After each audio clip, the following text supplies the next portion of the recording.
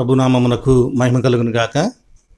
క్రీస్తునందు ప్రియులారా, యేసుక్రీస్తు వారి పవిత్ర నామములో మీ అందరికీ వందనాలు, శుభాలు.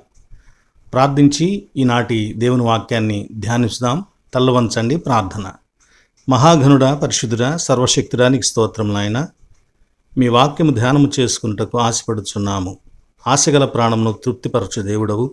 మీ వాక్యమనే సంతృప్తికరమైనటువంటి పరిశుద్ధ జలమును మాకు అనుగ్రహించి మీ జీవజలమును మేము రుచి చూచి త్రాగి సంతృప్తిగా జీవించినట్లు మాలో శక్తిని అనుగ్రహించుమని, యెహోవా మా ఆశ్రయదుర్గమా, నా విమోచకుడా, నా నోటి మాటలు, మా అందరి హృదయ ధ్యానములు ఈ సమయమున మీ దృష్టికి అంగీకారములుగా అనుగ్రహించుమని యేసునామమున ప్రార్థించుచున్నాము తండ్రి. ఆమెన్. మన తండ్రి అయిన దేవుని నుండి, ప్రభు అయిన యేసుక్రీస్తు నుండి కృపయు సమాధానములు మీకు కలుగునుగాక. ఆమెన్. క్రీస్తునందు ప్రియులారా, ఈరోజు మనము త్రిత్వము తరువాతి 19వ ఆదివారము డి సరణిలో వాక్యమును ధ్యానించుటకై సిద్ధపడుతున్నాము. ముఖ్యమైన పాఠ్యభాగముగా యోహాను సువార్త 9వ అధ్యాయము 24 నుంచి 41వ వచనం వరకు ఉన్నటువంటి వాక్యము. యోహాను సువార్త 9వ అధ్యాయంలో గుడ్డివానిని ప్రభువు దృష్టిని అనుగ్రహించుట, అతనికి పరిసయ్యులకు మధ్య జరిగినటువంటి సంభాషణ మొదలైనవి కూడా ఈ అధ్యాయంలో ఉంటాయి. ఈరోజు ఏర్పాటు చేయబడినటువంటి ప్రారంభ గీతము కూడా 34వ సంకీర్తన నుంచి 48వ సంకీర్తన నుంచి 78వ సంకీర్తన నుంచి ఏర్పాటు చేయబడి, నేనే నీ రక్షణ అని నాతో సెలవిమ్ము, నీతిమంతులు మొర్రపెట్టగా యెహోవా ఆలకించును, వారి శ్రమలన్నిటిలో నుండి వారిని ఆయన విడిపించును, ఆయన వారికి నిరంతరము దేవుడై ఉన్నాడు, నా జనులారా నా బోధకు చెవియొగ్గిడి, నా నోటి మాటలకు చెవియొగ్గిడి అనేటువంటి ప్రారంభ గీతముగా కీర్తన ఆరాధన క్రమంలో ఏర్పాటు చేయబడింది. ఆంధ్ర క్రైస్తవ కీర్తన పుస్తకంలో నుంచి కూడా ఈనాటి దైవవాక్య ధ్యానమునకు అనుగుణ్యముగా రావి జాన్ సుందరరావు గారు వ్రాసినటువంటి 352వ కీర్తన, వెలుగును రక్షణకర్తయు నగుమా బలమగు దేవుని స్తోత్రింతుమనేటువంటి కీర్తనను పాడుకోవచ్చు. ఎందుకంటే యేసుక్రీస్తు మన ప్రభువు నేను లోకమునకు వెలుగై ఉన్నాను అని స్టేట్మెంట్ ఇచ్చిన తర్వాత ఆయన తాను ఈ లోకంలో ఉండగా లోకానికి వెలుగుగా ఉంటూ ఉన్నానని తెలియచేస్తూ ఒక గుడ్డివాణిని బాగు చేసినటువంటి సందర్భము ఉన్నది. కాబట్టి దీనిని మనము ధ్యానించవచ్చు. సంఘము అనుసరించేటువంటి రోజులు ఏమిటంటే అక్టోబర్ 9వ తేదీన పేట్రియార్క్ పితరుడైనటువంటి అబ్రహామును జ్ఞాపకం చేసుకుంటూ యావత్ సంఘము దేవుని మహింపరుస్తుంది. అక్టోబర్ 11వ తేదీన డీకన్గా పనిచేసినటువంటి ద ఫస్ట్ డీకన్ కమిటీలో ఉన్నటువంటి ఫిలిప్ను జ్ఞాపకం చేసుకుంటూ అతని క్రియలను జ్ఞాపకం చేసుకుంటూ దేవుణ్ణి స్తుతిస్తుంది. ఈ ఫిలిప్పు నపుంసకుడైనటువంటి వ్యక్తికి బాప్తిసం ఇచ్చినటువంటి ఫిలిప్పు, అజ్యోతులో కనబడినటువంటి ఫిలిప్పు, 4 కుమార్తెలు ప్రవచించేటువంటి వరము కలిగిన కుమార్తెలను కలిగినటువంటి ఫిలిప్పు సంఘములో ఒక సంఘ పెద్దగా ఎంపిక చేయబడి అపోస్తుల తర్వాత అంతటి గొప్ప పరిచర్యను జరిగించిన వాడు ఫిలిప్పు. సంఘ పెద్దలకు మార్గదర్శి వంటి వాడు ఫిలిప్పు. అలాగే లోక సంబంధమైన, అంటే మనం ఉన్నటువంటి సొసైటీ సంబంధమైన కొన్ని రోజులు కూడా ప్రత్యేకమైన రోజులు ఉన్నాయి. వాటిని కూడా ఒకసారి చెబుతాను, గమనించండి. అక్టోబర్ 6వ తేదీన ప్రపంచ వన్యప్రాణి దినోత్సవం. వన్యప్రాణులను సంరక్షించాల్సిన బాధ్యత మన మీద ఉన్నది. దేవుడు కూడా వాటి పట్ల మనము బాధ్యత కలిగి ఉండాలని తెలియచేస్తాడు. అలాగే అక్టోబర్ 7వ తేదీన ప్రపంచ habitation day, housing day. October 9వ తేదీన వరల్డ్ పోస్ట్ ఆఫీస్ డే, అంటే ప్రపంచ పోస్ట్ ఆఫీస్ డే. పోస్ట్ ఆఫీసులు కనుమరుగైపోతున్నాయి. ఈ మొబైల్ సర్వీసులు అందుబాటులోకి వచ్చినటువంటి తరుణంలో చాలా వరకు పోస్ట్ ఆఫీస్ యొక్క సర్వీసులు నిలిచిపోతూ ఉన్నాయి. కొన్నిటికి మాత్రమే పరిమితమైనవిగా ఉంటూ ఉన్నాయి. ఇక అక్టోబర్ 10వ తేదీని వరల్డ్ మెంటల్ హెల్త్ డే, ప్రపంచ మానసిక ఆరోగ్య దినోత్సవము. అలాగే మానసికంగా కూడా కొన్ని ఇబ్బందులు తలెత్తుతూ ఉంటాయి చలికాలం వస్తున్నటువంటి దశలో. కాబట్టి జాగ్రత్తగా ఉండాలి అని తెలియచేయబడుతూ ఉన్నటువంటి సందర్భం ఇది. ఇక ప్రియులారా, ఈ వారము ట్రినిటీ తర్వాత 19వ ఆదివారము. ఇది మనం ఇంతకుముందు చెప్పుకున్నట్లుగా ట్రినిటీని 5 ఉపవృత్తాలుగా సబ్ సైకిల్స్గా మనం చేసాం కదా. ఆ సబ్ సైకిల్స్లో ఇది 4వ సబ్ సైకిల్. అంటే ట్రినిటీ తర్వాత 19వ ఆదివారం, 20వ ఆదివారం, 21వ ఆదివారం, 22వ ఆదివారం, 23వ ఆదివారం, మొత్తం 5 ఆదివారాలు ఈ సబ్ సైకిల్లో ఉంటాయి.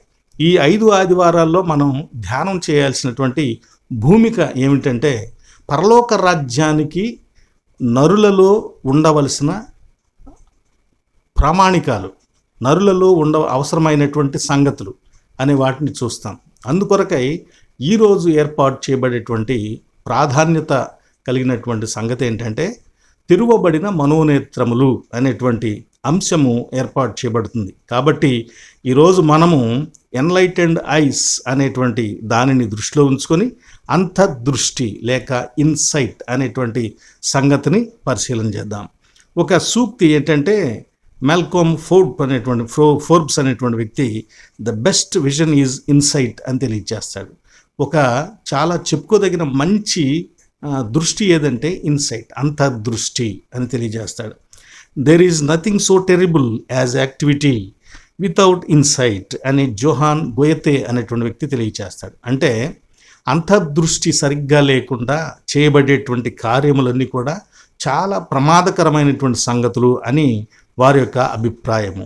ఈరోజు ఏర్పాటు చేయబడిన పాత నిబంధన పాఠ్యభాగము 32వ సంకీర్తన డాక్టర్ మార్టిన్ లూథర్ గారికి చాలా ఇష్టమైనటువంటి సంకీర్తన. దీనిలో ఆయన యెహోవా దేవుడు ఎవరిని నీతిమంతుడిగా ఎంచుతాడో, ఎవడి పాపాలను మర్చిపోయినట్లుగా వదిలిపెడతాడో వాడు ధన్యుడు అనేటువంటి సంగతిని తెలియచేస్తూ, మానవుని దేవుడు ఒక ఉన్నతమైన స్థితిలోనికి ఎంచుతూ ఉన్నాడు ఆయన అని తెలియచేస్తున్నాడు. ఇక్కడ ఆ ఎంచటం అనేటువంటి మాట దగ్గర అంత మాత్రాన్ని మానవుడు కంప్లీట్గా పరిశుద్ధుడు అనేటువంటి అభిప్రాయం కనపడదు. అంటే మానవుడు తనంతట తాను పవిత్రుడు కాలేడు, నీతిమంతుడు కాలేడు. దేవుడు మాత్రమే వానిని నీతిమంతునిగా ఎంచుతూ ఉన్నాడు అని తెలియచేయబడుతున్నటువంటి సంగతి. దేవుడు కూడా మనిషిని నీతిమంతుడిగా ఎంచుతున్నాడు. అంత మాత్రాన నీవేదో గొప్ప నీతిమంతుడు అయిపోయినట్లు కాదు. దేవుడు తన హృదయములో నిన్ను అలా భావించుకుంటున్నాడు, నిన్ను అలా ఊహించుకుంటున్నాడు, నిన్ను అలా అంగీకరిస్తున్నాడు.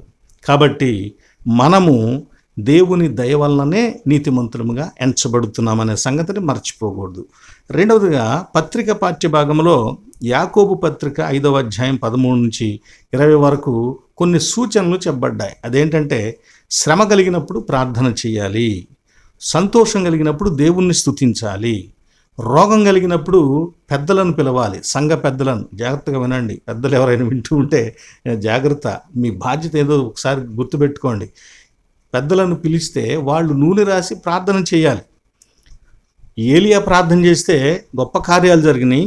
ఆయన కూడా మనలాంటి మనిషే అని కూడా ఎగ్జాంపుల్స్ తెలియచేస్తూ విశ్వాసముతో ప్రార్థించడం ద్వారా గొప్ప కార్యాలు మనం చూడగలుగుతామని తెలియచేస్తాడు.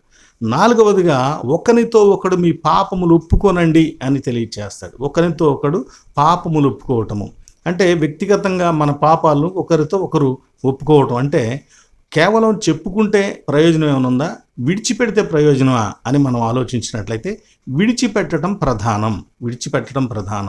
చెప్పటం ద్వారా కొన్ని మనం వదులుకునేటువంటి లక్షణం మనిషికి ఉంటుంది. చెప్పేసిన తర్వాత కొంత బాధ తీరిపోద్ది అంటారు చూసారా. అంటే హృదయంలో నుంచి అది కొంత తొలగిపోయిన భావన మనకు కలుగుతుంది. కనుక ప్రభు అంటున్నాడు, మీరు మీ పాపములు ఒకరితో ఒకరు చెప్పుకొనుడి. నీవు ఎవరి పట్ల ఒకవేళ దురుసుగా ప్రవర్తించావో ఆ వ్యక్తికి ఐఎమ్ సారీ, నేను నీ పట్ల దురుసుగా ప్రవర్తించానని చెప్పటంలో ప్రభు యొక్క ఆజ్ఞ మనకెంతగానో దోహదం చేస్తుంది. భార్య భర్తతో, భర్త భార్యతో, పిల్లలు తల్లిదండ్రులు పిల్లలతో, బంధువులతో, అన్నదమ్ముళ్ళు, అక్క చెల్లెళ్ళు, ఇలా ఒకరితో ఒకరు వారి యొక్క అపరాధాన్ని ఒప్పుకుని ఒకరి పట్ల ఒకరు ఆ భావాన్ని తీసివేసుకుంటే కుటుంబాలలో, బంధుత్వాలలో, సంఘములో ఎంత గొప్ప అరమరికలు లేని సమాజం ఏర్పడుతుంది. అలాంటి సమాజం ఏర్పడటం కోసమై దీనిని ప్రభువు తెలియచేశాడు. ఇక్కడ మనకు కథోలిక్ సంఘంలో ఒక పాప సంకీర్తన అనేటువంటి ఒక పద్ధతి ఉంటుంది. అంటే గురువుగారు ఒక చైర్లో కూర్చుంటారు, ఆయన దగ్గరికి వెళ్ళి ఒక చిన్న జాలి లాంటి దానిలో నుంచి లేదా కిటికీ లాంటి దానిలో నుంచి లేదా ఆయన పక్క నుంచి ఆయన చెవిలోకి చేసిన పాపాలను తెలియచేస్తూ ఉంటారు. ఇది ఒక రకంగా భౌతికంగా మనకు దేవునితో మాట్లాడుకోవటానికి, మన పాపాలను ఒప్పుకోవటానికి అలవాటు చక్కగా అవుతుంది. దాన్ని నేను విమర్శించట్లేదు, అలాగని దాన్ని నేను గొప్ప చేసి మాట్లాడటం లేదు. మనము ఒకరితో ఒకరం ఎవరితో మనం పొరపాటుగా బిహేవ్ చేసామో వాళ్ళ దగ్గర క్షమాపణ కోరుకోవటం, క్షమాపణ పుచ్చుకోవటం, క్షమాపణను ఇవ్వటం అనేది తప్పు లేనిది. దేవుని యొక్క సలహా కూడా ఇందులో దాగి ఉంది. అలాగే ఒక మంచి బాధ్యత కూడా ఇక్కడ చెప్పబడింది. అదేమిటంటే ఒక తప్పిపోయిన వ్యక్తిని తిరిగి మరలా మార్గంలోని తీసుకొని రావటం, అనేక పాపములు కప్పివేయటము లాంటి ఒక గొప్ప పని, ఒక ఆత్మను నరకాగ్ని నుంచి రక్షించేటువంటి పని. కనుక తప్పిపోయే వాళ్ళు ఉంటారు, సంఘములో తప్పిపోయే వ్యక్తులు ఉంటారు, దేవుని సన్నిధానములోనికి మార్గంలోనికి వచ్చిన తర్వాత కూడా తప్పిపోయే వాళ్ళు ఉంటారు. అలాంటి వారిని మరలా తిరిగి దేవుని సన్నిధిలోనికి నడిపించవలసిన బాధ్యత సంఘములోని ప్రతి వ్యక్తి మీద ఉందని ఈ సందర్భంగా నేను కోరుతూ తెలియచేస్తూ ఉన్నాను.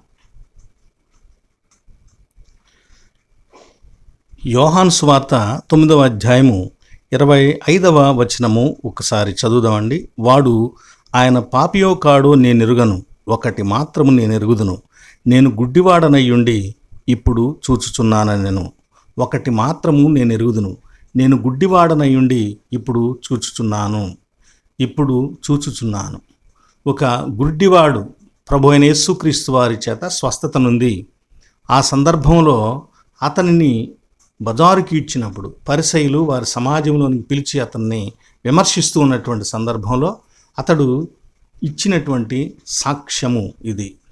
దీనిని మనము క్రమముగా ఈ టెక్స్ట్లో ఉన్నటువంటి సంగతులను ధ్యానం చేద్దాం. పిల్లరా, సామాన్యంగా వెనక చూపు, ముందు చూపు, ప్రక్క చూపు ఇలాంటి సామర్థ్యాలు కొన్ని ఉంటుంటాయి. వెలిచూపు, చిన్న చూపు అనేటువంటి అవలక్షణాలు కూడా మనుషుల్లో కొన్ని ఉంటాయి. ఇవన్నీ వాస్తవంగా భౌతికంగానూ ఉన్న చూపులుగా మనకు కనిపిస్తాయి.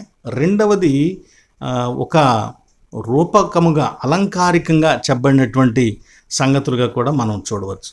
మొదట ఈ అధ్యాయం 9వ అధ్యాయం ప్రారంభమయ్యేటప్పుడు శిష్యులు యేసుక్రీస్తు వారు వెళుతూ ఉండగా మార్గ మధ్యంలో ఒక గుడ్డివాడు కనపడ్డాడు.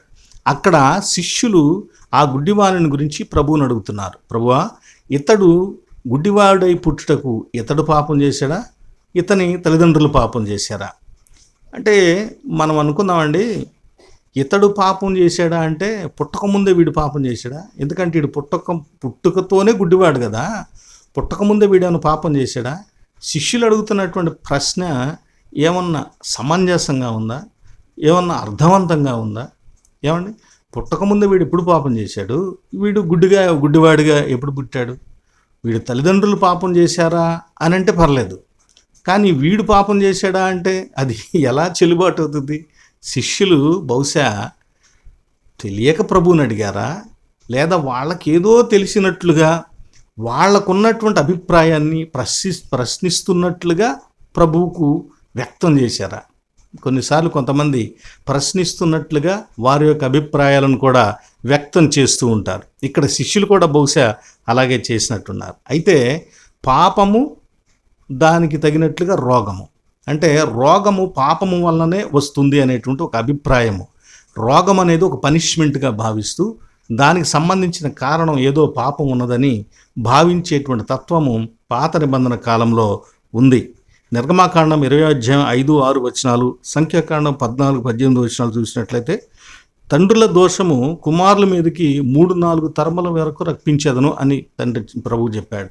అంటే తండ్రుల దోషం, తండ్రులు పాపం చేస్తే వారి పిల్లలకు 3-4 తరాల వరకు కూడా దానికి సంబంధించిన దోష శిక్ష విధిస్తానని దేవుడు తెలియచేశాడు. అంటే ఇది పాత నిబంధనలో. నిజమే, మనకు రోమపత్రికలో కూడా 5వ అధ్యాయము 18-19 వచనాలు చూసినట్లయితే ఒక మనుష్యుని అవిధేయత వలన అనేకులు పాపులుగా చేయబడి, అంటే ఆదాము ఒకడు పాపం చేస్తే ఆయన తర్వాత పుడుతున్న మనమందరం కూడా పాపులంగానే ఎంచబడుతున్నాము. అంటే నేరం చేసింది ఒక్కడు, ఆయన పిల్లలైన అందరికీ తరతరాలకు కూడా ఆ పాపము దాని శిక్ష అమలవుతూ ఉంది. ఇది పాత నిబంధనలో బలముగా ఉన్నటువంటి అభిప్రాయం. పాపము శిక్ష, రోగము దానికి కారణము పాపము అనేటువంటి అభిప్రాయం. దీనికోసం వాళ్ళు ఒక సామెతను కూడా చెప్పుకుంటూ ఉంటారు. అదేంటంటే ఇర్మియా గ్రంథం 31వ అధ్యాయం 29వ వచనంలో, యెహెజ్కేలు గ్రంథం 18వ అధ్యాయంలో ఏమని రాయబడింది? తండ్రులు ద్రాక్షకాయలు తినగా పిల్లల పండ్లు పులిసినట్లు అని ఒక సామెత. అంటే ద్రాక్ష పండ్లు, పుల్లని ద్రాక్షలు తిందేమో తండ్రులు, పళ్ళు పులిసిందేమో పిల్లలకంట. ఇది విచిత్రమైన సంగతి. అంటే దోషం చేస్తుంది తల్లిదండ్రులు, శిక్ష అనుభవిస్తుంది పిల్లలు అనేటువంటి అభిప్రాయం. ఇది పురాతన కాలంలో ఉన్నటువంటి సంగతి. అలాగే విలాపవాక్యముల గ్రంథము 5వ అధ్యాయం 7వ వచనంలో ఒక ప్రార్థన కూడా ఇలాగే ఉంటుంది. మా తండ్రులు పాపము చేసి గతించిరి, మేము వారి దోష శిక్షను అనుభవిస్తున్నాము అనేటువంటి ప్రార్థన అక్కడ చెప్పబడింది. కాబట్టి ఈ సంగతులన్నీ కూడా శిష్యులు అడిగినటువంటి ప్రశ్నలోని సగభాగాన్ని సపోర్ట్ చేస్తూ ఉన్నాయి. అయితే ఈ రోజుల్లో కూడా ఇలాంటి పరిస్థితులు ఉన్నాయని మనం చెప్పుకోవచ్చు. అవును, ఒక తండ్రి బాగా సంపాదించాడనుకోండి, దాని ఫలితాన్ని ఎవరు అనుభవిస్తారు? ఆ సంపాదించిన దాన్ని ఎవరు అనుభవిస్తారు? పిల్లలే అనుభవిస్తారు. సౌఖ్యంగా ఉంటారు, అన్ని సౌకర్యాలు కలిగి ఉంటారు. ఒక తండ్రి ఉన్నవన్నీ పోగొట్టాడు అనుకోండి, దాని యొక్క ఎఫెక్ట్, దానివల్ల కలిగేటువంటి పేదరికాన్ని, కష్టాన్ని ఎవరు అనుభవిస్తారు? తన పిల్లలే అనుభవిస్తారు. కాబట్టి తల్లిదండ్రులు చేసే కొన్ని విషయాలు పిల్లల జీవితాల మీద ఎఫెక్ట్ చూపుతాయి. మన నిర్ణయాలు, మన యొక్క ఆలోచనలు, మనం తీసుకునేటువంటి కొన్ని డెసిషన్స్, ఇవన్నీ కూడా మన పిల్లల జీవితాల మీద కూడా ఎఫెక్ట్ చూపుతాయి. కాబట్టి ప్రియ సహోదరి సహోదరులారా, మనము నిర్ణయాలు తీసుకునేటప్పుడు చాలా జాగ్రత్తగా 1కి 2-3 సార్లు నిర్మోహమాటంగా ఆలోచించి నిర్ణయం తీసుకోవాల్సిన వారంగా ఉంటూ ఉన్నాం. ఏది ఏమైనా శిష్యులు అడిగినటువంటి ప్రశ్న పాత నిబంధనలోని ఈ యెహెజ్కేలు, ఇర్మియా గ్రంథాలకు ముందున్నటువంటి కాలంలో చెప్పబడినటువంటి పద్ధతి. కానీ ఆ సందర్భంలో దేవుడు ఆ సామెతనే మార్చేసేసాడు. ఏ సామెత? తండ్రులు ద్రాక్ష పండ్లు తింటే పిల్లల పండ్లు పులుసుని అనేటువంటి ఆ సామెతనే మార్చేసేసాడు. అంటే ఎవడు ద్రాక్ష పండ్లు తింటే వాడి పళ్ళే పులుస్తాయి. అక్కడ ఏమని చెప్పాడంటే ప్రభువు, పాపము చేయువాడెవడో వాడే శిక్ష అనుభవించును అనేది దాని యొక్క అర్థం అన్నమాట. కాబట్టి ఇక ఆ సామెత మీలో పలకరు అని యెహెజ్కేలు గ్రంథం 18వ అధ్యాయం 3వ వచనంలో తెలియచేస్తూ క్రొత్త సామెత ఏం చెప్పాడంటే, ఎవడు పండ్లు తింటాడో ద్రాక్ష పండ్లు వాడి పళ్ళే పులుస్తాయి, పాపం చేయువాడే శిక్ష అనుభవించును, మరణించును అని. గలతీయులకు రాసిన పత్రిక 6వ అధ్యాయం 5వ వచనంలో పౌలు భక్తుడు కూడా ప్రతివాడు తన బరువును తానే భరించుకొనవలెను అని తెలియజేస్తాడు. ఎవని క్రియల చొప్పున వానికి ప్రతిఫలము ఇచ్చును అనేటువంటిది మరొక వాక్యము. గలతీ 6:7లో ఏమి విత్తునో ఆ పంటనే కోస్తావు. కాబట్టి ఒక వ్యక్తి తన జీవిత కాలంలో తాను చేసినటువంటి వాటికి తగిన ప్రతిఫలాన్ని అతడే అనుభవిస్తాడు అని చెప్పబడుతుంది. కాబట్టి శిష్యుల దృష్టి పాత నిబంధన కోణములో నుంచి ఆ గుడ్డివాణిని చూస్తూ ఉన్నది. అంటే పాత విషయాలతో బేరీజు వేసి చూస్తున్నారు. పాత విషయాలలో నుంచి, పాత కళ్ళజోడులో నుంచి చూసినట్లుగా ఈ వ్యక్తిని, గుడ్డి వ్యక్తిని చూచి వారు అతనిని పాపి లేదా వాళ్ళ తల్లిదండ్రులు పాపులు అని ఒక ముద్ర వేసేస్తూ ఉన్నారు. అలా ముద్ర వేసేసి వారిని పక్కన పెడుతున్నారు. వాళ్ళకి మాట్లాడటానికి అవకాశం లేదు, వాక్ స్వాతంత్రం లేదు, ఏది కూడా సమాజంలో కలిసి చెప్పుకునేటువంటి అవకాశాలు లేని వారినిగా చేస్తూ ఉన్నారు. కానీ దేవుని దృష్టి ఎలా ఉందండి? దేవుని దృష్టి ఎలా ఉందంటే, ఆయన ఈ ఉన్న క్రైసిస్, సమస్యకు కారణాలను వెతకట్లేదు, కానీ ఈ సమస్య యొక్క ఫలితాన్ని చెబుతున్నాడు. ఆయన ఫలితాన్ని బట్టి ఈ సమస్య ఏంటో చెబుతున్నాడు. కారణాలను బట్టి ఈ సమస్య ఏంటో శిష్యులు చెప్పారు, పాత నిబంధన చెప్తుంది. కానీ యేసుక్రీస్తు వారు దాని ఫలితం అంటే ఆ బ్లైండ్నెస్, గుడ్డితనం వలన అతనికి కలిగింది ఏంటి? యేసుక్రీస్తు వారిని కలుసుకోగలిగాడు, దేవుని కృపను చూడగలిగాడు, అద్భుతాన్ని తన జీవితంలో అతడు పొందాడు, ప్రభువుకు సాక్ష్యం ఇవ్వగలిగాడు, తద్వారా తన జీవితంలో దేవుని మహిమపరచగలిగాడు. కనుక దేవుని మహిమార్థమై ఈ గుడ్డితనము వచ్చింది అని. కాబట్టి ఒక వ్యక్తిని లేదా ఒక ఇన్సిడెంట్ను లేదా ఒక విషయాన్ని చూడటంలో పాత నిబంధన ధోరణి ఎలా ఉందో, క్రొత్త నిబంధన క్రీస్తు యొక్క ధోరణి ఎలా ఉందో ఇక్కడ మనం చూడవచ్చు. ఇంతకు గుడ్డితనము పాపమా, గుడ్డితనము ఒక శిక్ష అని మనం గనక పరిశీలన చేస్తే, ఒక ఫెన్నీ క్రాస్బీ అని పిలువబడేటువంటి ఫ్రాన్సిస్ జేన్ ఆల్స్టిన్ అనేటువంటి ఒక స్త్రీ అంధురాలు. ఈమె 1820లో పుట్టింది, 1915లో చనిపోయింది. సుమారుగా 95 సంవత్సరాలు జీవించింది. పుట్టిన 6 వారాలకే వైద్యుని యొక్క నిర్లక్ష్యం వలన ఆమెకు చూపు దెబ్బతింది, పోయింది. అంటే ఇక దృష్టి రాలేదు ఆమెకి. తర్వాత ఆమె తన అమ్మమ్మ ద్వారా చక్కగా దేవుని వాక్యాన్ని పఠించటం, జ్ఞాపకం చేసుకోవటం, అప్పగించటం, కంటత పెడటం నేర్చుకుంది. 5 కాండాలను కూడా కొన్ని వారాలలో అలా నేర్చుకుంది. ఆ తర్వాత 4 సువార్తలను అలాగే కంఠస్థం చేసింది.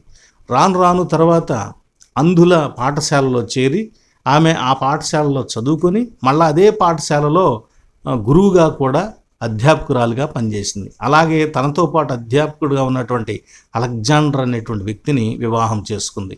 వీళ్ళిద్దరికీ ఒక పాప పుట్టింది. ఆ పాప చనిపోయింది. ఈమె కొంతకాలం తర్వాత చక్కగా తనకున్నటువంటి నైపుణ్యంతో పాటలు రాయటం, కవితలు రాయటం మొదలైనవి ప్రారంభించింది. ఇలా ఆమె యేసుక్రీస్తు వారిని నమ్ముకున్న తర్వాత, యేసుక్రీస్తు వారిని సొంత రక్షణగా తీర్మానం తీసుకున్న తర్వాత ఆమె పాటలు రాయటం మొదలుపెట్టింది. సుమారుగా 8,000 పాటలు రాసింది ఆమె. 8,000 పాటలు, 1000 పైన దగ్గర ఆమె ఏం చేసిందంటే పద్యాలు రాసింది క్రీస్తుని గురించి. అప్పట్లో ఆమె పాటలు విశ్వాసులను ఎంతగానో భావోద్వేగానికి గురి చేసేవి, సంఘంలోకి అనుకులను ఆహ్వానించేవి.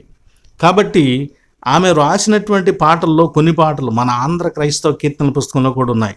346వ పాట యేసు నావాడని నేను నమ్మి తిననేటువంటి పాట. 454వ పాట నేనివాడనై ఉండగోరుదున్ యేసు ప్రియరక్షక నన్ను చేర్చు అనేటువంటి పాట. 468వ పాట పాపము వలన చెడిన మానవునికి అనేటువంటి పాట. 498వ పాట యేసుని చేతులందు. ఈ పాటను ఆమె తనకు పుట్టినటువంటి బిడ్డ చనిపోయినప్పుడు ఆ బిడ్డను గురించి ఈ పాట రాసింది. గుడ్డిదాననైన నా చేతులలో నువ్వు ఉండటం కంటే యేసుని చేతులలో ఉండటం పరలోకంలో మరింత భద్రంగా, చాలా పటిష్టమైన భద్రతలో ఉంటావు అని ఆ బిడ్డను గురించి పాడుతూ ఆ పాటను రాసింది. దీనికి తర్వాత కాలంలో మరొక వ్యక్తి రాగము సమకూర్చడం జరిగింది. కాబట్టి ఈమెను క్వీన్ ఆఫ్ గాస్పల్ హిమ్స్ అని కూడా అంటారనమాట. ఇంతగా తన గుడ్డితనాన్ని లెక్క చేయకుండా ఆ గుడ్డితనము ద్వారా దేవుని నామాన్ని మహింపరిచింది. తర్వాత గొప్ప ప్రసంగికురాలైంది. అనేక చోట్ల తన సాక్ష్యం ఇచ్చింది, ప్రసంగాలు చెప్పింది. చివరిగా 1 సంవత్సరం చనిపోతుందనగా స్విట్జర్లాండ్ వెళ్ళి గొప్ప ప్రసంగం చేసింది. అక్కడ ఆ సంఘానికి సంబంధించినటువంటి పెద్దలలో ఒక పెద్ద ఆమెను ఒక మాట అడిగాడు. ఏమండి క్రాస్బీ గారు, మీరు గుడ్డివారై పుట్టినందుకు మీ మీద మీకు ఎప్పుడైనా బాధ కలిగిందా, దేవుని మీద ఎప్పుడైనా కోపం కలిగిందా అని అడిగాడు. అందుకు ఆమె నవ్వుతూ, నేను గుడ్డిదాననగా పుట్టినందుకు దేవుని కృతజ్ఞతాస్తులు చెల్లిస్తున్నాను. దేవుని స్తుతించడానికి, ఆరాధించడానికి, మహింపరచడానికి ఈ గుడ్డితనం నాకు ఆటంకం కాలేదు, పైగా నాకు చాలా గొప్పగా సహకరించింది అని ఆమె తెలియచేస్తూ, దీనివల్ల నాకు గొప్ప మేలు ఏమిటంటే ఈ లోకాన్ని నేనేం చూడలేకపోతున్నాను, కానీ నేను ఈ లోకాన్ని విడిచిన తర్వాత నా నేత్రాలతో మొదటిగా నా ప్రభువును చూస్తాను. ఇంతకంటే నాకు గొప్ప ఏమీ లేదని దేవునికి కృతజ్ఞతాస్తుతులు చెల్లించింది. బ్లైండ్నెస్ అనేది శాపము అనుకుంటే అది పాత నిబంధన భావన. ప్రియ స్నేహితులారా, బ్లైండ్నెస్ ఈజ్ ఎ బ్లెస్సింగ్ అనుకుంటే అది క్రొత్త నిబంధన క్రీస్తు విశ్వాసములో నుంచి చెప్పబడేటువంటి గొప్ప విషయము. ఇలా అనేక మంది గుడ్డివారు ప్రభువునందు విశ్వాసముంచి ఆయనను మహిమపరిచిన వారున్నారు. కనుక దీనిలో యేసుక్రీస్తు వారు శిష్యులతో చెప్తున్న సమాధానంలో మనకు తెలుస్తుంది ఏంటంటే, మన బాధలు, మన కష్టాలు, మన శోధనలు దేవుని మహిమార్థమై కూడా కలుగుతున్నాయన్నమాట. ఇప్పుడు చెప్పండి, నీకు కలిగిన బాధ ఏదైనా దేవుని మహిమార్థమై అంటే సంతోషంగా స్వీకరిస్తావా? అంగీకరించి దేవుని మహింపరుస్తావా? ఎస్, విశ్వాసం ఉంచిన వారు తప్పకుండా అలాగే చేయగలరు. ఈ అధ్యాయం నిండా ప్రశ్నలు ఉంటాయండి. బైబిల్లో ఇన్ని ప్రశ్నలు ఏ అధ్యాయంలో ఉన్నట్లేవు. సుమారుగా 14 ప్రశ్నలు ఈ అధ్యాయంలో ఉంటాయి. 9వ అధ్యాయం 2వ వచనంలో ఎవడు పాపం చేసిన అనే ప్రశ్న, 8వ వచనంలో వీడు భిక్షమెత్తుకున్నవాడు కాడా అనే ప్రశ్న, 10వ వచనంలో నీ కన్నులు ఎలాగ తెరవబడిన అనేటువంటి ప్రశ్న, 12వ వచనంలో ఆయన ఎక్కడా అనే ప్రశ్న, 15వ వచనంలో వాడు ఎలాగ చూపు పిందునో అనేటువంటి సందేహంతో కూడినటువంటి ప్రశ్న, 16వ వచనంలో పాపి ఎలాగూ చేయగలడు అనేటువంటి ప్రశ్న, 17వ వచనంలో అతను ఏమనుకొనుచున్నావు అనేటువంటి ప్రశ్న, 19వ వచనంలో పుట్టుకతో గుడ్డివాడేనా అనే ప్రశ్న, 26వ వచనంలో ఆయన నీకేమి చేసెను అనే ప్రశ్న, 27వ వచనంలో ఎందుకు మరలా వినగోరుచున్నారు, మీరు కూడా ఆయన శిష్యులు అవుతారా అని అడిగినటువంటి ప్రశ్న, 27వ వచనంలో మీరు కూడా ఆయన శిష్యులు కాగోరుచున్నారా అనేటువంటి ప్రశ్న, 35వ వచనంలో విశ్వాసం ఉంచుతున్నావా అని ప్రభు అడిగిన ప్రశ్న, 36వ వచనంలో ప్రభువా ఆయన ఎవడు అనేటువంటి ప్రశ్న, 40వ వచనంలో మేము గుడ్డివారమా అని ప్రభువుతో పరిసయ్యులు చెప్పినటువంటి ప్రశ్న. ఇలా అనేక రకాల ప్రశ్నలు దీనిలో ఉన్నాయి. మొదట శిష్యులు ప్రశ్నించారు, చివరికి పరిసయ్యులు ప్రశ్నించారు. ఆ శిష్యులు అనుకున్నారు మేము మెల్లిగా జ్ఞానంలో ఎదుగుతున్నాం, పరిసయ్యులు శాస్త్రులు సద్దుకాయిల్లాగా మేము కూడా జ్ఞానం కలిగిన వారివి, మేము నీతిమంతులం, వీడు పాపే కదా ప్రభువా అని అనుకుని అడిగారు ప్రశ్న. కానీ చివరికి ఆ పరిసయ్యులను చూయించి వీళ్ళు గుడ్డివారు, మీరు కూడా గుడ్డివారు కాకుండా ఉండండి అన్నట్లుగా ప్రభు హెచ్చరిస్తూ ఆ యొక్క ఈ సంగతిని ముగించడం మనం చూడవచ్చు. ఇక బ్లైండ్నెస్ 2 రకాలు. ఒకటి మనకందరికి తెలిసిందే ఈ విషయం. ఒకటి ఏంటండి, ఫిజికల్ భౌతికమైనటువంటి గుడ్డితనం. దీనిలో టోటల్ బ్లైండ్నెస్ ఉంది, పార్షియల్ బ్లైండ్నెస్ ఉంది. టోటల్ బ్లైండ్నెస్ అంటే అసలు ఏమీ కనపడకపోవటం, ఎప్పుడూ కనపడకపోవటం, కొంచెం కూడా కనపడకపోవటం. మరి పార్షియల్ అంటే నంబర్ 1 టైమ్లీ పార్షియాలిటీ, అంటే పగలు కనపడుతుంది, రాత్రులు కనపడదు. దీన్ని రే చీకట్లా అని అంటాం. రెండవది కలర్ పార్షియల్గా, అంటే దీన్ని కలర్ బ్లైండ్నెస్ అని అంటాం, వర్ణాంధత్వం అంటాం. అలాగే వయసు రీత్యా, అంటే వయసులో ఉన్నంత వరకు బాగానే కనపడి వయసు ముగుస్తూ ఉన్న, వయసు పెరుగుతున్న కొద్దీ వీక్ అయిపోవటం, తగ్గిపోవటం, ఇది కూడా పార్షియలే కదా. మొదట బాగా కనపడి తర్వాత కొన్నాళ్ళకి కనపడకపోవటం. అలాగే 5వది ఈ రోజుల్లో మనం చూస్తే వ్యసనాల వలన. చూసారు, నేను కళ్ళజోడు తీసి మీతో మాట్లాడట్లేదు, కళ్ళజోడు పెట్టుకునే నా వీడియోలన్నీ ఉంటూ ఉంటాయి. కారణం మనం కంటిని వాడుతున్న విధానం, మన యొక్క అలవాట్లు, మన జీవన శైలి, దీనివలన మనకు త్వరగా కను దృష్టి దెబ్బతింటా ఉంది. ఇది భౌతికపరమైనటువంటి గుడ్డితనం. అయితే రెండవది స్పిరిచువల్ బ్లైండ్నెస్, ఆత్మీయ గుడ్డితనం. ఇక్కడ ఒక మాట చెప్పుకోవాలి. ఇమాగో డై అనేటువంటి ఒక పదం ఉంది. దానికి అర్థం ఏంటంటే దేవుని యొక్క పోలిక, దేవుని యొక్క స్వరూపము. ఇప్పుడు గుడ్డివాడు కూడా దేవుని యొక్క పోలికేనా? చెవిటివాడు కూడా, అవిటివాడు కూడా దేవుని యొక్క పోలికేనా? ఎస్, దేవుడు అన్నాడు వాడిని చేసింది నేనే. మోషే కుంటివాడిని కానీ, గుడ్డివాణిని కానీ, నత్తివాణిని కానీ, మోగవాణిని కానీ, చెవిటివాణిని కానీ నేనే చేశాను.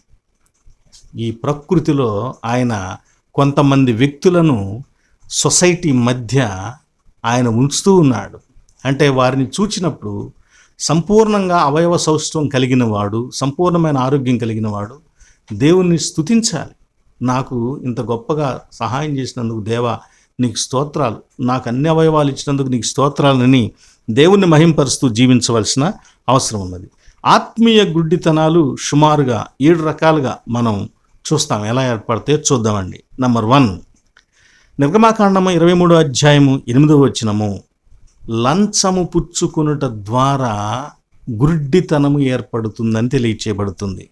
ఈ గుడ్డితనం ద్వారా మనం ఏం చేస్తాము? ద్వితీయోపదేశకాండం 16వ అధ్యాయం 19వ వచనంలో తెలియజేయబడుతుంది.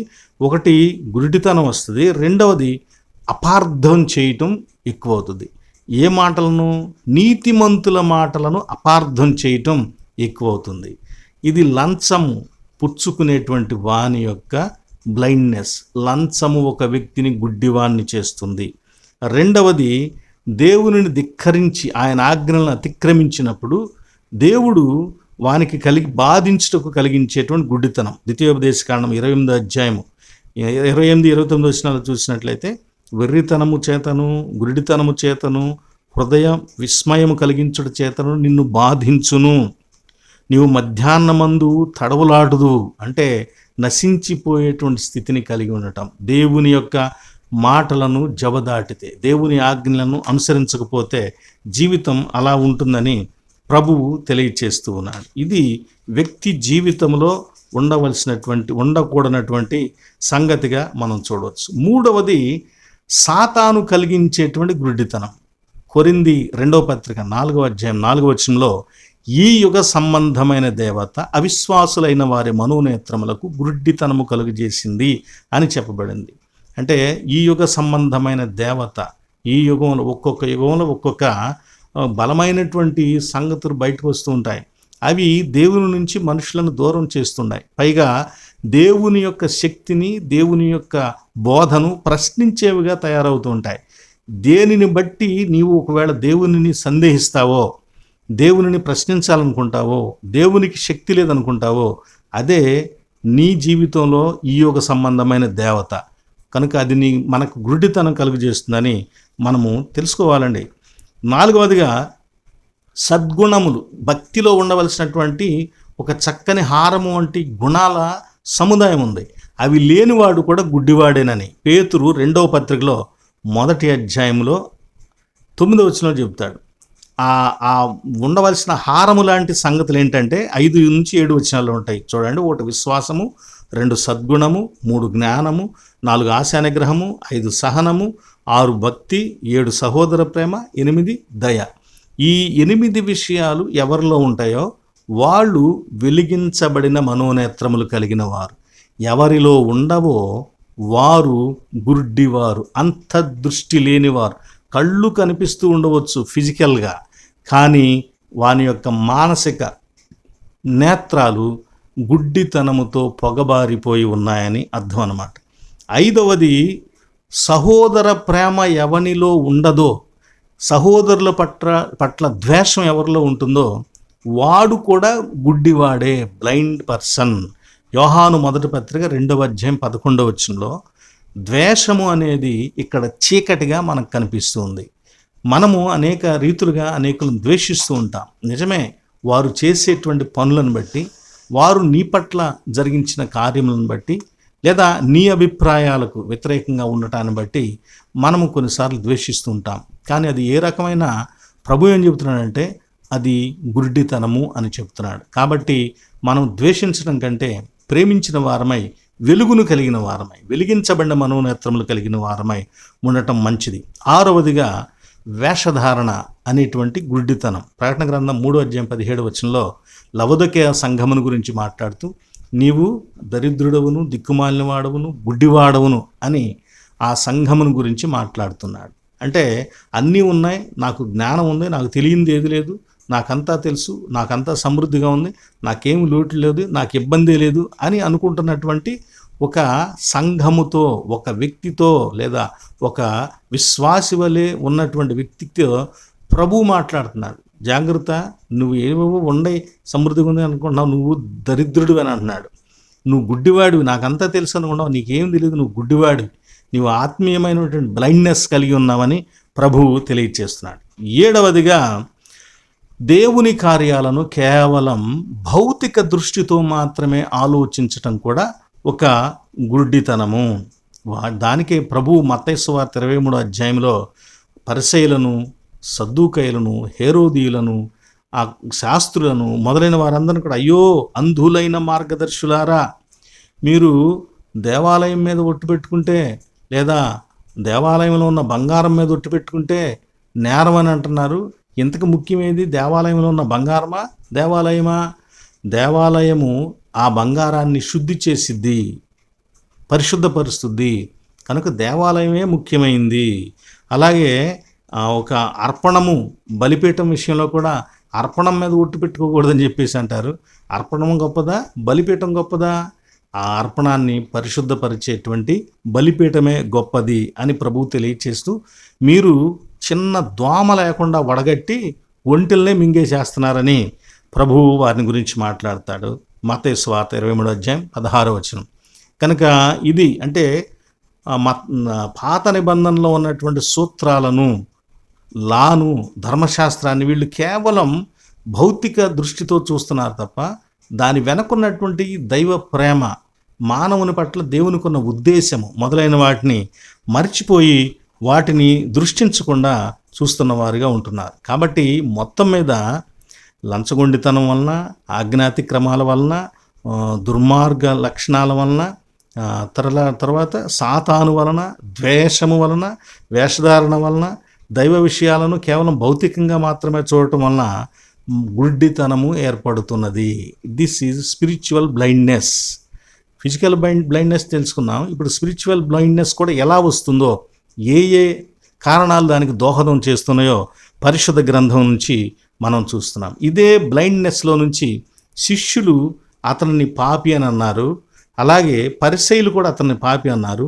యేసుక్రీస్తు వారిని కూడా పాపి అని వాళ్ళు మాట్లాడటం జరిగింది. కాబట్టి అలాంటి గుడ్డితనం ఒకవేళ మనలో ఉంటే మనం ఒకసారి పరిశీలన చేసుకోవాల్సిన అవసరం ఉన్నది. ఎందుకంటే స్వయంగా పరిశీలన చేసుకోవటం అనేది మనలో ఉన్నటువంటి బ్లైండ్నెస్ తీసివేసుకోవటానికి ఎంతో చక్కగా పనిచేస్తుందని చెప్పబడుతుంది. Self examination is the key to insight which is the key to wisdom.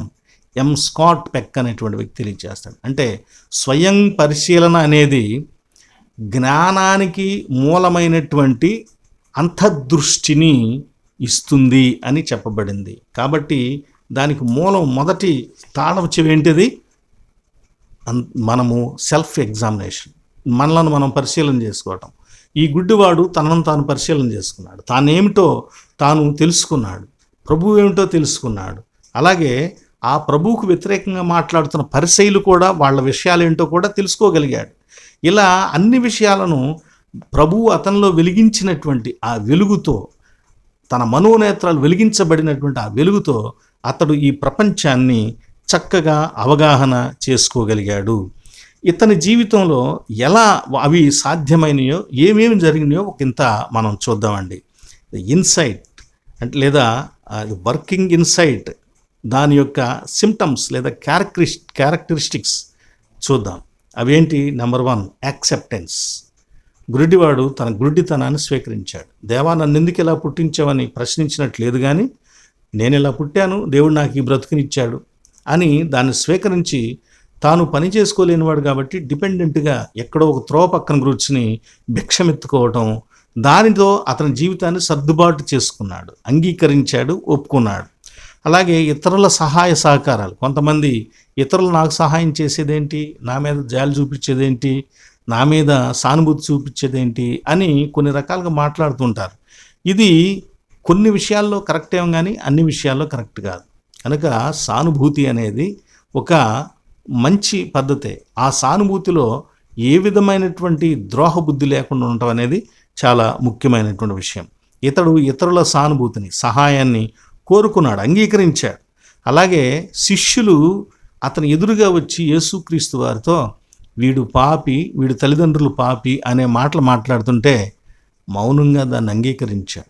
ఎక్కడ తిరుగు మాట్లాడలేదు. ఎందుకంటే ఒకసారి పాపి అని ముద్రించబడిన తర్వాత ఆ వ్యక్తికి ఏది మాట్లాడినా అతని మాటలకు విలువ సమాజంలో లేదు, వాళ్ళ వాక్కుకు బలము లేదు, ప్రామాణికత ఉండదు.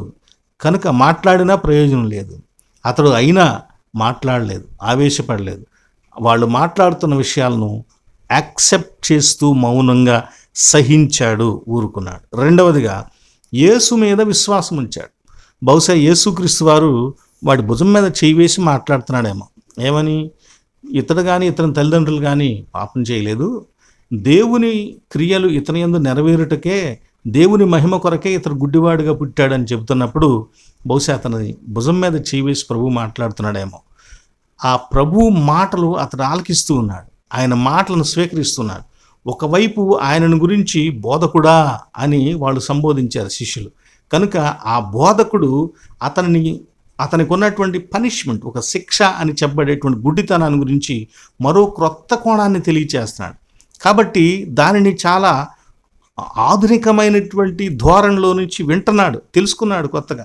కాబట్టి దాన్ని చాలా సంతోషంగా అంగీకరిస్తున్నాడు. ప్రభువు మాట్లాడుతుంటే దాన్ని చాలా చక్కగా అంగీకరిస్తున్నాడు. ప్రభువు తనకు మద్దతుగా చాలా గొప్పగా మాట్లాడాడు కాబట్టి దాన్ని అతను స్వీకరిస్తున్నాడు. కనుక ఆ యేసుక్రీస్తు వారి మీద అతడు గుడ్డివాడయ్యుండి కూడా ఏమీ తెలియకపోయినా అప్పుడే ప్రభువు అతని దగ్గరకు వచ్చి మాట్లాడుతున్న మాటలు వింటున్నా ఆ కొద్ది మాటలను బట్టే విశ్వాసమును కలిగి ఉన్నాడు.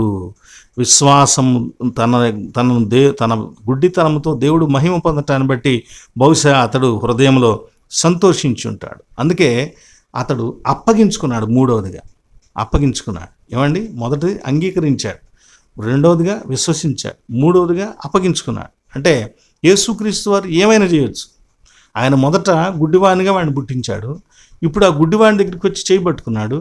ఏమైనా చేయొచ్చు. ప్రభా నీ ఇష్టం, నువ్వు నన్ను ఏమైనా చేయొచ్చు. గుడ్డివాడిగా పుట్టించి నువ్వు మహిమ పొందుతున్నావా, ఇప్పుడు నన్ను ఏం చేస్తావో దాని ద్వారా కూడా నీవే మహిమ పొందమన్నట్టుగా, నీవేమి చేసినా నేను సిద్ధము, నేను నీకు అప్పగించుకుంటున్నాను అన్నట్టుగా ప్రభువుకు అతడు అప్పగించుకున్నాడు. కాబట్టి ఇక్కడ వాస్తవంగా తనకు శిక్ష లాంటిదని అనేకులు అంటూ ఉంటారు. ఎక్కడ మిరియాము మోషే చేసుకున్నటువంటి ఒక స్త్రీని గురించి సణిగినప్పుడు దేవుడు ఆమె నుదుటిన కుష్ఠరోగాన్ని పుట్టించినప్పుడు మోషే ప్రార్థన చేశాడు, ఆమెను బాగు చేయి ప్రభువా అని గొప్పగా దుఃఖించి ప్రార్థన చేశాడు. అప్పుడు ప్రభు అన్నాడు, తండ్రి ముఖం మీద ఉమ్మి వేయడా తన కుమార్తె ముఖం మీద, అలాగే అనుకోమను, 7 రోజులు దూరంగా ఉండమని చెప్పి తెలియచేశాడు. సంఖ్యాకాండం 12వ అధ్యాయం 14వ వచనంలో నొసట మీద పుట్టినటువంటి కుష్టు దేవుని ఉమ్మిగా చెప్పబడింది. ఆయన ఉమ్మి వేశాడు అని చెప్పబడింది. అక్కడ ఉమ్మి శిక్షగా ఉంది.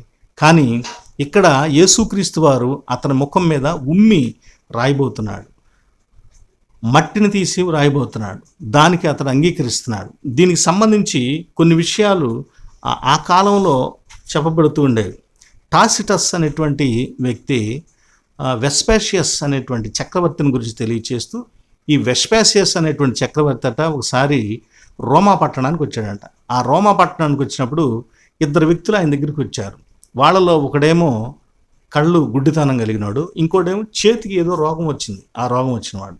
వీళ్ళిద్దరు వచ్చి ఆ చక్రవర్తికి ఏం చెప్పుకున్నారంటే, మేము నమ్మినటువంటి దేవత నీ నోటిలో ఉమ్మితో నా కళ్ళల్లో రుద్దమంది, నేను గుడ్డితనాన్ని అలా పోతుందని చెప్పింది కనుక నీ నోటిలో ఉమ్మును నీ వేలుతో తీసి నా కళ్ళల్లో రుద్దమని అడుగుతాడు.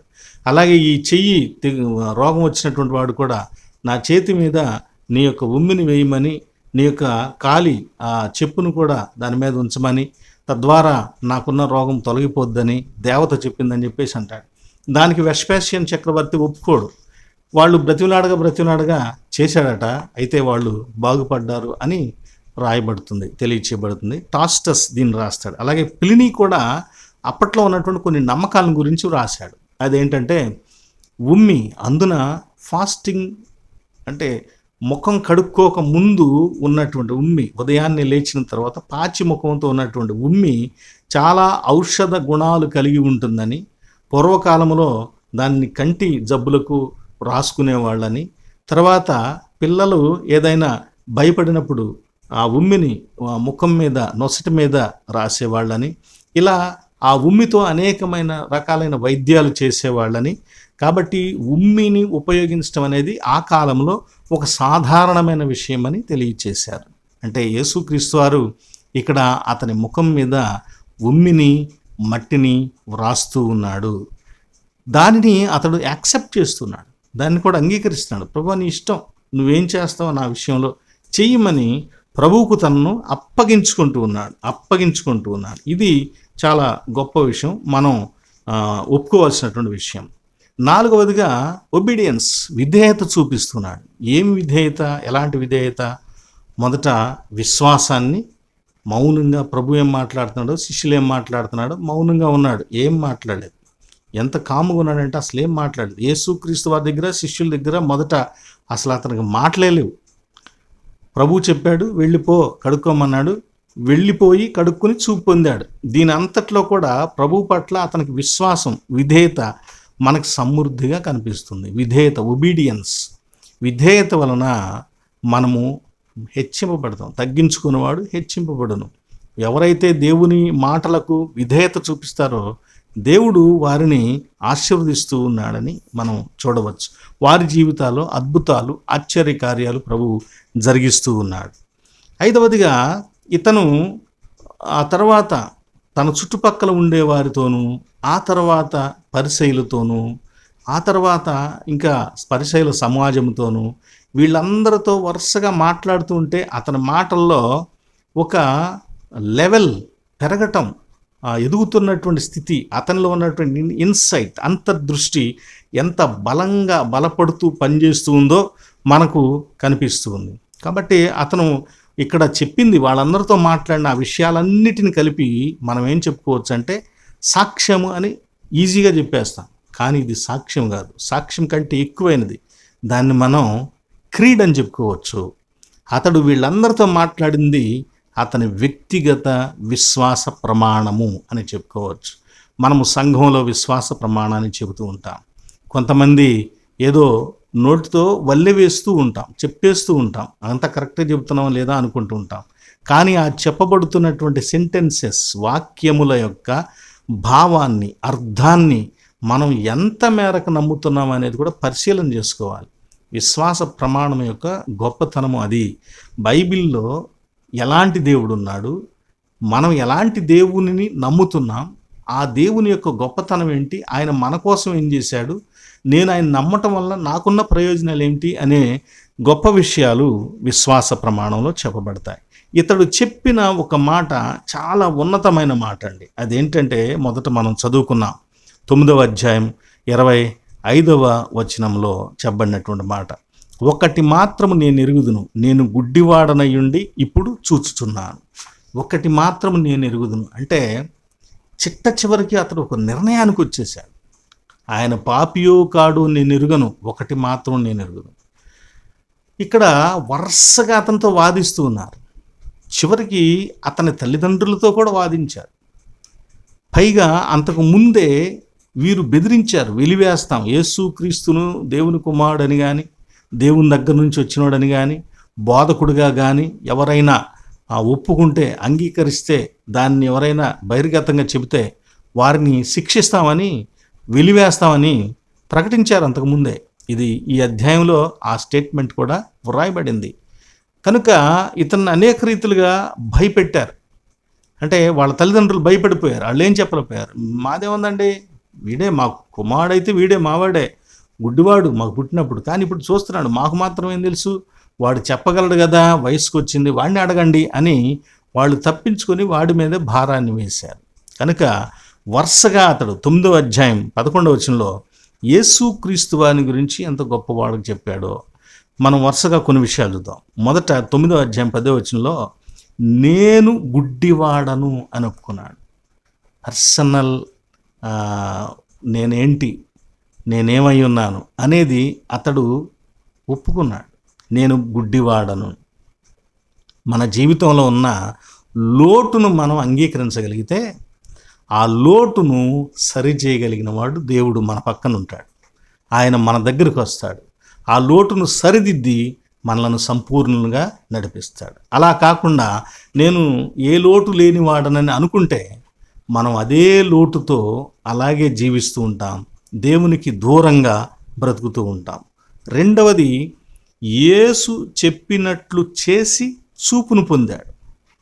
ఏమండి, ఈ మాటలే చెప్పాడు, నేను ఇదిగో నాకు పలానా ఆయన ఉమ్మి బురదని నా కళ్ళ మీద పెట్టాడు, నన్ను వెళ్ళి సిలోయమనే కోనేట్లో కడుక్కోమన్నాడు, నేను వెళ్ళి కడుక్కున్నాను, నాకు చూపు వచ్చింది అని తాను ఏం చేశాడో దానిని గురించి స్పష్టంగా చెప్పాడు. తనకి ఏం జరిగిందనే విషయాన్ని గొప్పగా చెప్పాడు.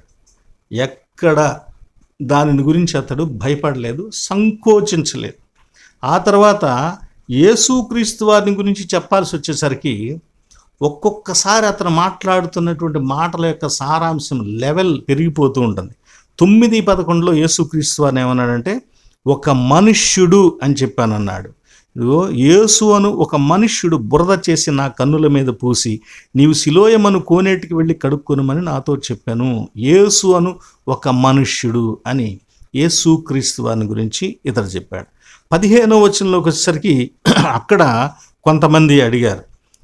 కొంతమంది అడిగినప్పుడు నా కన్నుల మీద ఆయన బురద ఉంచగా నేను కడుగుకొని చూపును పొందితనని వారితో చెప్పాను.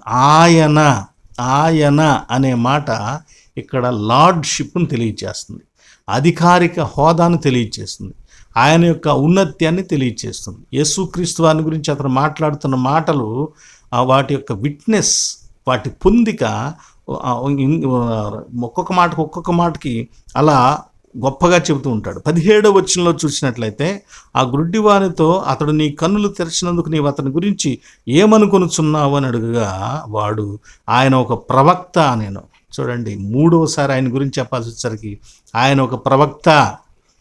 ఆ కాలంలో ప్రవక్త గొప్పవాడు, ప్రవక్త ఉన్నతమైన వాడు, దేవుని తర్వాత దేవుని మాటలను స్పష్టంగా చెప్పేవాడు ప్రవక్త. యాజకులు మొదలైన వీళ్ళందరూ కూడా ఈ యజ్ఞయాగాదులు మొదలైనటువంటి పరిచర్య ధర్మం జరిగిస్తారు. కానీ దిక్చూచిగా ఎవరుంటారంటే ప్రవక్త ఉంటాడు. కాబట్టి అలాంటి ఉన్నతమైనటువంటి ప్రవక్తగా యేసుక్రీస్తు అని గురించి అతడు తెలియచేశాడు. ఆ తర్వాత 25వ వచనంలో ఆయన పాపియో కాడో నేను ఎరుగను అని అంటున్నాడంటే హీఈస్ నాట్ యాక్సెప్టింగ్. అతడు పాపి అని మాకు తెలుసు, నువ్వేమనుకున్నావు చెప్పు అని అన్నప్పుడు అతడు పాపియో కాడో నేను ఎరుగను అని అన్నాడు. అంటే మీరు అంటున్నట్టుగా నేను దాన్ని ఒప్పుకోను.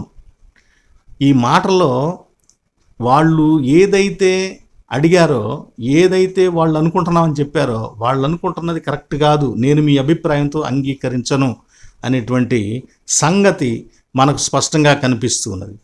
అలాగే అక్కడే ఏమన్నాడంటే నేను ఇప్పుడు చూస్తున్నాను అనే మాట యేసుక్రీస్తు వారి యొక్క శక్తిని, ఆయన మహాత్మ్యాన్ని గురించి అతడు బలంగా చెబుతున్నాడు. ఒకటి మాత్రం నాకు తెలుసు, నేను ఇప్పుడు చూస్తున్నాను, మీకేం తెలుసు ఆయన గురించి, మీకేం తెలియదు అన్నమాట అనే ఒక అభిప్రాయం దీనిలో వాళ్ళని ఎద్దేవా చేస్తున్నట్టు, వాళ్ళని క్వశ్చన్ ఇస్తున్నట్లు, వాళ్ళని ఎత్తి మీరు ఏం తెలియని వాళ్ళలాగా ఉన్నారు, మీకేం తెలుసు అసలు అన్నట్లుగా మాట్లాడుతున్నాడు. 30వ వచనంలోకి వెళ్ళేసరికి ఈ మనుష్యుడు ఎవరో ఎక్కడి నుంచి వచ్చాడో మేము ఎరగం అన్నప్పుడు అతడు వారిని చాలా హేళనగా ఒక రకంగా అంటాడు. ఆయన ఎక్కడి నుండి వచ్చానో మీరు ఎరుగకపోవుట ఆశ్చర్యమే, అయినను ఆయన నా కన్నులు తెరిచెను. చూడండి, ఇతని సాక్ష్యము చాలా గొప్పగా యేసుక్రీస్తు వారి పట్ల, క్రీస్తును వ్యతిరేకిస్తున్నటువంటి వారి దగ్గర, క్రీస్తుకు వ్యతిరేకంగా ఏదైనా పనిష్మెంట్లు ఇవ్వటానికి, క్రీస్తు అనుచరులకు, క్రీస్తును అంగీకరించే వారికి పనిష్మెంట్లు ఇవ్వటానికి సిద్ధంగా ఉన్నటువంటి వారి దగ్గర ఆ ప్రభువును గురించి ఎంత బలంగా, ఎంత చక్కగా ఇతడు మాట్లాడుతున్నాడో మనం చూడవచ్చు. 33వ వచనంలో చివరికి అతడు చాలా గొప్ప స్టేట్మెంట్ ఇచ్చేశాడు. అదేంటదండి చూడండి, ఈయన దేవుని యొద్ద నుండి వచ్చినవాడు. అక్కడ అన్నాడులే, కాని యొడల ఏమియు చేయనేరడని వారితో చెప్పాను. అసలు ఇతడు వాక్యం చెప్పడం మొదలుపెట్టాడు. యేసుక్రీస్తు వారు దేవుని యొద్ద నుండి వచ్చినవాడు అని. ఇది ఇన్సైట్ యొక్క సిమ్టమ్స్, అంతర్దృష్టి యొక్క గొప్ప లక్షణాలు ఇవి. అంతర్దృష్టి కలిగిన వాడు యేసుక్రీస్తు వారికి ఎలా దగ్గరవుతాడు, యేసుక్రీస్తు వారిని ఎలా సొంతం చేసుకుంటాడు, యేసుక్రీస్తు వారితో ఎలా నిలబడతాడు అనేటువంటి సంగతులు మనకిక్కడ ఇతని జీవితంలో నుంచి కనపడతాయి. కనుక ఈ ఆదివారం తిరువబడిన మనోనేత్ర, అంతర్దృష్టి వెలిగించబడిన, పనిచేస్తూ ఉన్న అంతర్దృష్టిని కలిగిన వారై ఉండవలసిన అవసరం ఉన్నదని ఇక్కడ మనం చూస్తేనండి, పరిసయ్యులు మాకు తెలుసు అనుకున్నారు, కానీ మీకేం తెలియదు అని ఈ వ్యక్తి చెప్పాడు. తర్వాత పరిసయ్యులు నీవు పాపివని అతన్ని, అంటే నీ మాటలకు విలువ లేదు, నువ్వేం చెప్పినా ఇక్కడ చెల్లుబాటు కాదు అని అతనిని త్రోసివేసినట్లుగా మాట్లాడారు. అంత మాత్రాన అతడు లొంగలేదు, భయపడలేదు. ఆ తర్వాత పరిసయ్యులు భయపెట్టారు వెలివేస్తామని, అయినా అతడు దానికి భయపడలేదు. పరిసయ్యులు ఒత్తిడి చేశారు, ఈ మనిషి కూడా పాపి అని, యేసుక్రీస్తు వారిని కూడా పాపి అని ఒప్పుకో అని ఒత్తిడి చేశారు. అయినా అతడు అంగీకరించలేదు. మాకు తెలుసు, నీకేం తెలుసు అని ఇచ్చారు. అయినా అతడు అంగీకరించలేదు. ఇన్ని రకాల వ్యతిరేకతల్లో అతడు యేసుక్రీస్తు వారికి బలమైనటువంటి సాక్ష్యము, విశ్వాసము, ప్రామాణికంగా అతడు తన సెల్ఫ్ ఎక్స్పీరియన్స్తో తెలియచేస్తూ ఉన్నాడు.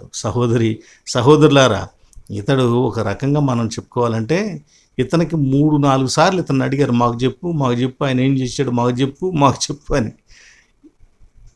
ప్రభువు అతని దగ్గరకు రాకముందు వాడు వీళ్ళని అడుక్కున్నాడు. ఒక పైసా వేయండి, ఒక కాణి వేయండి, ఒక రూపాయి వేయండి అని అడుక్కున్నాడు. కానీ యేసు అతన్ని కలుసుకున్న తర్వాత అతన్ని వీళ్ళు అడుగుతున్నారు, ఆయన ఏం చేశాడో చెప్పు, ఆయన ఎవరో చెప్పు, ఆయన గురించి నువ్వేమనుకుంటున్నావో చెప్పు. చూసారా?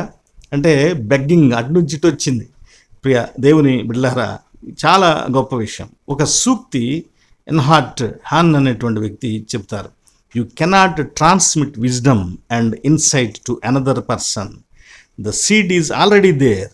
ఏ good teacher touch the seed allowing it to wake up, to sprout and to go. అంటే ఒక వ్యక్తి తనలో ఉన్నటువంటి అంతర్దృష్టిని, జ్ఞానాన్ని ఇతరులకు సరఫరా చేయలేడు. అంటే తెలియకుండానే పంపించలేడు, తీసి దానిలో పెట్టలేడు, ఇక్కడ నుంచి తీసి అక్కడ ఆ పాత్రలో పెట్టినట్టు పెట్టలేడు. కానీ ఆల్రెడీ ఆ పొరుగునున్న వ్యక్తిలో కూడా ఈ ఇన్సైట్కి సంబంధించిన, అంతర్దృష్టికి సంబంధించిన బీజాలు ఉన్నాయి. ఆ బీజాలను ఒక సరి అయినటువంటి బోధకుడు టచ్ చేసి ఏం చేస్తాడంటే దానిని ముడతాడు. అతడు ఏం చేస్తాడంటే దాని ద్వారా అది డెవలప్ అవటానికి, మొలకెత్తటానికి, అభివృద్ధి చెందటానికి దానికి ఆజ్ఞాపిస్తాడు, దానికి శక్తినిస్తాడు. యేసుక్రీస్తు వారిని కలుసుకున్న తర్వాత నేను గుడ్డివాడను, ఏ పాపం వల్ల నాకు ఇలా వచ్చిందో అని త్రోవ పక్కన కూర్చుని అడుక్కున్నటువంటి ఒక గుడ్డి వ్యక్తి క్రీస్తును కలిసిన తరువాత అతని జీవితం మారిపోయింది. క్రీస్తుకు సాక్షిగా మారిపోయాడు. క్రీస్తుకు అతడు ఒక గొప్ప బలమైనటువంటి సాక్షిగా అతడు నిలిచిపోయాడు. మన జీవితాల్లో కూడా ప్రియ స్నేహితులారా, మనము క్రీస్తు పట్ల ఎలాంటి అవగాహన, ఎలాంటి అభిప్రాయం కలిగి ఉన్నామో ఒకంత పరిశీలన చేసుకోవాలి. ప్రభువుతో ఆ గుడ్డివాడు నంబర్ 1 ప్రభువు కృపకు పాత్రుడయ్యాడు. యేసుక్రీస్తు వారు అతడు పిలవకుండానే అతడి దగ్గరికి వెళ్ళాడు. 1-2 సార్లు వెళ్ళాడు. అతనికి మొదట కన్నులు తెరవటానికి వెళ్ళాడు. రెండవసారి అతన్ని వెలివేశారని తెలుసుకొని అతన్ని చేర్చుకోవటానికి వెళ్ళాడు. రెండవది పాపిగాను భిక్షకునిగాను త్రోసివేయబడినప్పుడు ప్రభువు ఆ త్రోసివేయబడిన వ్యక్తిని ఒక విలువ కలిగిన వ్యక్తిగా మార్చాడు. ప్రభువు త్రోసివేయబడినట్లు, ఎవరి మీదో ఆధారపడినట్లు ఉండేటువంటి భిక్షగాడిని ఒక విలువైన వ్యక్తిగా ఆయన మార్చివేశాడు. నువ్వు పాపివి గనక నీ మాటలకు విలువ లేదు అనే స్థితిలో ఉన్నటువంటి వ్యక్తిని నువ్వు మాతో చెప్పు అని సమాజం మధ్యలో నుంచోబెట్టి అతని ద్వారా వాళ్లకు తనను గురించి చెప్పించాడు. ఆయన దేవుని దగ్గర నుంచి వచ్చినవాడు, ఆయన ప్రవక్త, ఆయన రక్షకుడు, ఆయన శక్తి కలిగిన వాడు, ఆయన దేవుని చిత్తమును జరిగించుతున్నవాడు అని అతని ద్వారా వాళ్ళకి తెలియచేశాడు. త్రోవ ప్రక్కన ఉన్న వానిని త్రోవలోనికి తీసుకొని వచ్చాడు. తానే త్రోవ, ఆయనతో పాటు అతడు నడిచి వెళ్ళాడు. గుడ్డివాడై ఉన్నాడు. ఆ గుడ్డివానికి ఏమీ తెలియదు, ఏమీ వినలేదు. అలాంటి గుడ్డివాని ద్వారా ఏమీ తెలియని వాడయుండి కూడా యేసుక్రీస్తు వారిని తన కన్నులు గుడ్డితనంతో ఉన్నప్పుడే విశ్వసించాడు. కనుక ఆయన మాట చొప్పున వెళ్ళి కడుగుకొని దృష్టిని పొందాడు. క్రీస్తు ఇతనికి తన శక్తిని రుచి చూపించాడు. క్రీస్తును ఇతడు ప్రకటించేటట్లుగా అతనికి వాక్బలాన్ని ఇచ్చాడు. యేసుక్రీస్తును బలంగా ఒప్పుకోగలిగినటువంటి గొప్ప శక్తిని, అంతర్దృష్టిని అతనిలో ఆయన వెలిగించాడు. క్రీస్తుకు చివరికి అతను ఆరాధకుడు అయ్యాడు. చివరిలో మనం 9వ అధ్యాయములో చూసినట్లయితే 30వ వచనంలో అతడు ఆయనకు మ్రొక్కెను. 38 వచనం చూడండి. అంతట వాడు, ప్రభువా నేను విశ్వసించుచున్నానని చెప్పి ఆయనకు మ్రొక్కెను. ఎస్, ఒక భిక్షగాడు ప్రభువుకు సాక్షి అయ్యాడు. ఒక గుడ్డివాడు ప్రభువుకు సాక్షి అయ్యాడు. ప్రభువుకు ఆరాధకుడయ్యాడు. ప్రభువు నామమును మహిమపరిచాడు. కన్నులు లేని ఈ వ్యక్తి విధేయత ద్వారా, విశ్వాసం ద్వారా, దేవుని కృప ద్వారా దేవునికి పనికి వచ్చే సాధనమయ్యాడు. అన్నీ ఉన్న మనం, దేవుని కృపను రుచి చూస్తున్న మనం, ఆల్రెడీ దేవుని కృపను అనుభవిస్తున్న మనం దేవునికి పనికి వచ్చే సాధనాలుగా ఉన్నామా? దేవునిని మన కోసం మాత్రమే ఉపయోగించుకునేటువంటి వారిగా ఉన్నామా? ఒకంత మనలను మనం పరిశీలించుకొని దేవునికి లోబడి జీవించుదాం. సర్వశక్తిమంతుడు అట్టి కృపా మహదైశ్వర్యమును మనకు అనుగ్రహించి ఆశీర్వదించునుగాక. ఆమెన్. సమస్త జ్ఞానమునకు మించిన దేవుని సమాధానము యేసుక్రీస్తు వల్ల మీ హృదయములకును మీ తలంపులకును కావలేనుగాక. ఆమెన్. ప్రియులారా, ఈ వీడియో మీరు చూచిన తర్వాత ఇతరులకు కూడా షేర్ చేయండి, లైక్ చేయండి. ఇంకా చాలామంది చూడటానికి కూడా అవకాశం కలుగుతుందని అనేకులు చెబుతూ ఉన్నారు కనుక లైక్ చేయండి. సబ్స్క్రిప్షన్ కూడా కొత్తగా చూస్తున్న వారు చేసుకోండి. అలాగే ఈ పరిచర్యను ప్రేమించి మీకు తోచిన ప్రభు మీ హృదయాల్లో పుట్టించిన తలంపును బట్టి మీ గుప్పిలి విప్పి సహకారం అందించేవారు నా ఫోన్ నంబర్కు గూగుల్ పే ఉంది, తర్వాత ఫోన్పే అది కూడా ఉంది కనుక ఎవరైనా అట్టి మీ సహకారాన్ని కూడా అందించవచ్చునని కోరుతూ ఉన్నాను. ప్రార్థన. ప్రభు నేర్పిన ప్రార్థన ఆశీర్వాదము. ప్రార్థన. మహాగణుడ, పరిశుద్ధుడ, సర్వాధిపతి నీకు స్తోత్రములు అయా. ఈ సమయమున మాలో ఉన్న అంతర్దృష్టిని వెలిగించగలిగిన వారు మీరని, అట్టి గొప్ప దృష్టిని కలిగి ఉండటం ద్వారా ఈ లోకంలో పనికిరాని వారమైనను మీకు పనికి వచ్చే గొప్ప సాధనాలుగా మలచబడతామని తెలుసుకున్నాం నాయన. ఒక గుడ్డి వ్యక్తి తన శరీర సంబంధమైన కన్నులు మాత్రమే కాక ఆత్మ సంబంధమైనటువంటి కన్నులు కూడా తెరవబడిన వాడై నిత్య జీవాన్ని పొందుకున్నాడు. నీ యందు విశ్వాసం ఉంచాడు. పరలోక రాజ్యపు గవినిలో ప్రవేశించాడు. మిమ్మును ఆరాధించుకుంటూ జీవించాడు. నాయన, పరలోక రాజ్యమునకు వారసులు అవ్వాలంటే ఏమి కలిగి ఉండాలో అలాంటి వాటిలో మొదటిగా ఈ రోజున మనోనేత్రములు వెలిగించబడిన స్థితి కలిగి ఉండాలని, దాని అవసరత ఉన్నదని మేము తెలుసుకున్నాం.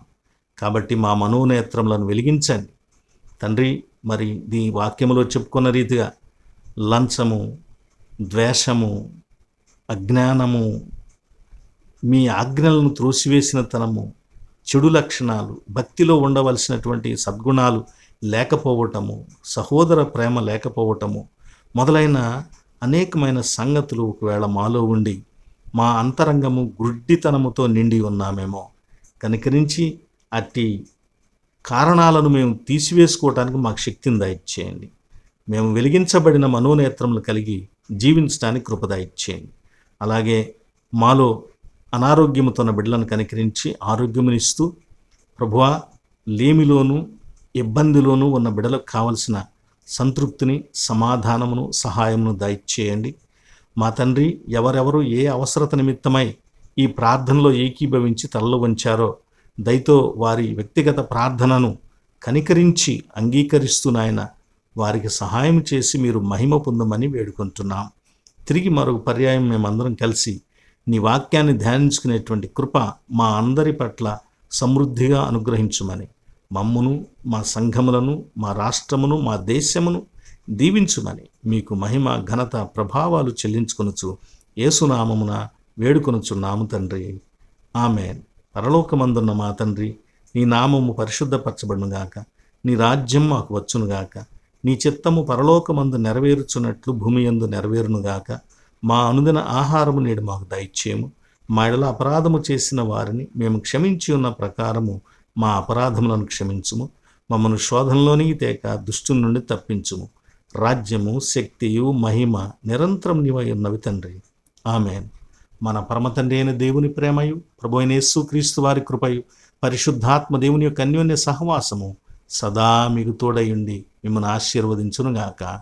ఆమెన్. ఆమెన్. ఆమెన్. మీ అందరికి వందనాలు. సెలవు.